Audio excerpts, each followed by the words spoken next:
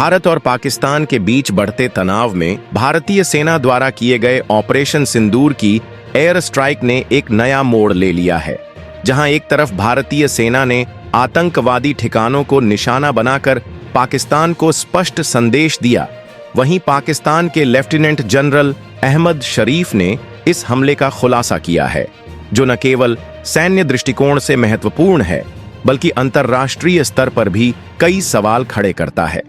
इस ऑपरेशन के तहत की गई एयर स्ट्राइक ने पाकिस्तान के आतंकी साम्राज्य की कमर तोड़ दी और अब पाकिस्तान के अधिकारी इसे लेकर क्या कह रहे हैं, आइए जानते हैं इस खास रिपोर्ट में।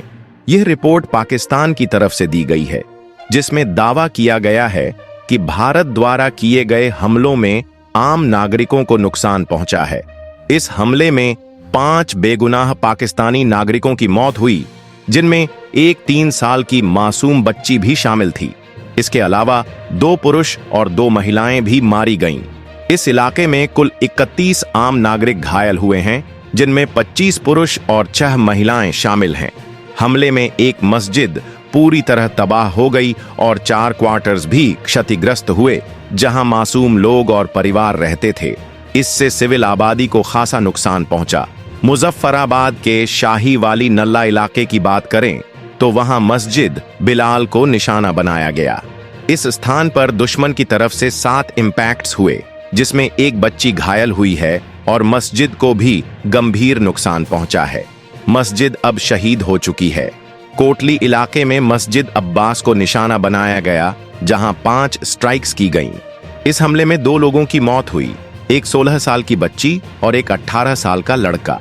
इसके अलावा एक मां और उसकी बेटी घायल हुई हैं। मुरीदके में मस्जिद उल कुरा पर 4 स्ट्राइक्स की गईं। इस हमले में एक पुरुष की मौत हुई और एक अन्य पुरुष घायल हुआ है। साथ ही 2 लोग लापता बताए जा रहे हैं।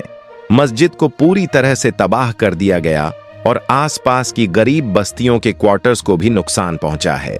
बहावलपुर शहर में मौलाना मसूद अजहर के मदरसे पर भी 4 मिसाइलों से हमला किया गया है।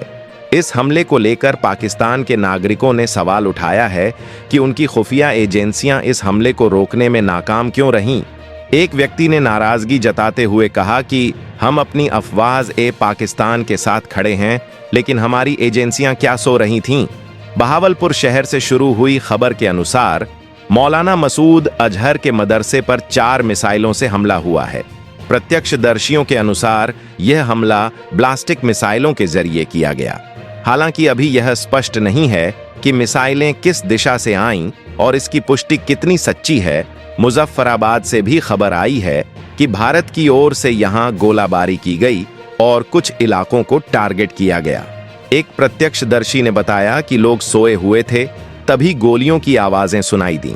हालांकि स्थानीय लोगों के हौसले अब भी बुलंद हैं। वे सड़कों पर नारे लगा रहे हैं और किसी भी तरह के खौफ को अपने ऊपर हावी नहीं होने दे रहे। अगर आपको यह जानकारी उपयोगी लगी हो तो वीडियो को लाइक करें, अपने दोस्तों के साथ शेयर करें और चैनल को सब्सक्राइब करना बिल्कुल न भूलें। साथ ही खबरों से जुड़े ताज़ा अपडेट्स पाने के लिए बेल आइकन जरूर दबाएं। धन्यवाद।